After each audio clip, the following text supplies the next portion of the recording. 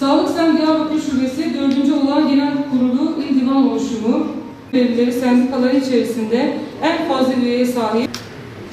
Bu değerler sendikacılığı çerçevesinde Sadaka Haliye Selvi'nin sizlerin en hayırlınız, insanlara en hayırlı olan onların dertleriyle dertlendik. En ufak bir sorunlara dahi olsa yerinde müdahale etmeye çalıştık.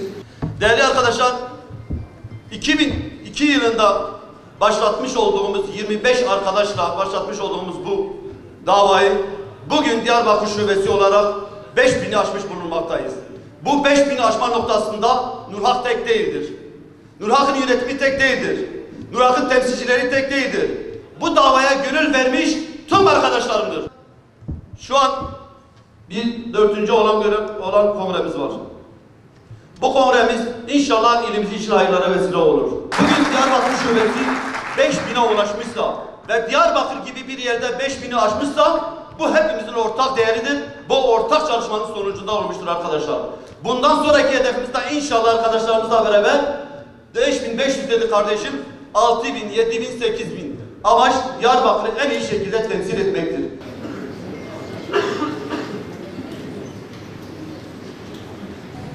Malumunuz, Sağlık Sen sendikamızın da içinde bulunduğu Memur Sen Konfederasyonu'nun kurucusu merhum Akif İnan'ı tekrar rahmetle yad ediyoruz.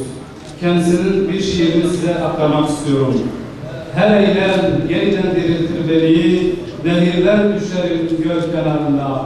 Ey deprem gel yetiş bu şehirlerin doğaya çarptıran konumlarında. Doğu ey güneş erit taştan adamı ve kurut taşları diken elleri. Babamın gölgesi koruyor beni. O ne güzel şehir bu eski şehir. Dönüştür ey kalbim bahçeli eve, anlamı ezen o makinaları. Kurtuluş haberi olsun dünyaya, ayırma üstünden bir an olsun gölgeniz.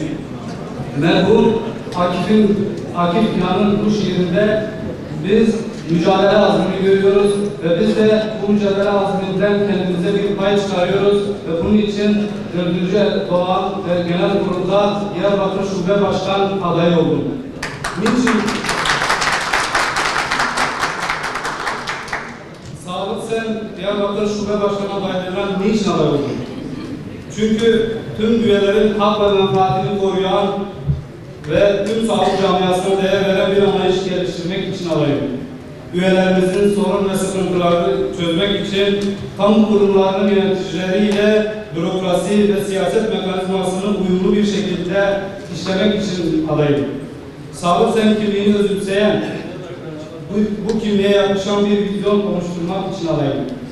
Haksızlığa uğrayan üyelerimizin haklarını sonuna kadar savunmak için adayım.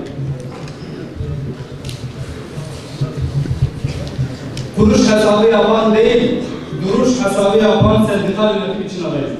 Üyelerin aidiyet hissini artıran, ben yaptım olduğu gibi tepeden inmeci bir anlayış yerine istişareyi önemseyen, iletişime açık bir yaklaşım geliştirmek için adayım. Bizim sendikal anlayışımız üyeleri ayrıştıran, ötekileştiren değil, birleştiren ve kucaklayan bir anlayış olduğu için adayım. Sendikanın mali kaynaklarını şeffaf ve üyelere dönük kullanılması için adayım. Başkanlığa değil, koltuğa değil, makama değil, siz değerli delegelerimize ve üyelerimize hizmetkar olmaya adayım. Aldığım eğitim ve birikimimle sizleri en iyi şekilde temsil etmek için adayım. Şahsıma yetki verildiği takdirde yapacağım ilk iş memnuniyet anketi yaparak yol haritamızı belirlemek olacaktır. Erdemli, adil, paylaşımcı, şeffaf, güvenilir, liyakatli ve basiret sahibi yeni bir anlayışla yola çıkmanın gerekliliği artık elzem olmuştur. Aynı gerekliliğe inanan tüm delegelerimize hep birlikte bu yola yürümeye davet ediyorum. Bu duygu ve düşüncelerle oylarınıza talibim. Unutmayınız ki her bir delegemizin bir oyu çok şey değiştirebilir. Teşekkür ediyorum. Sağlık Sen Diyarbakır Şubesi 4. Olağan Genel Kurulu'nun hayırlara vesile olmasını diliyorum.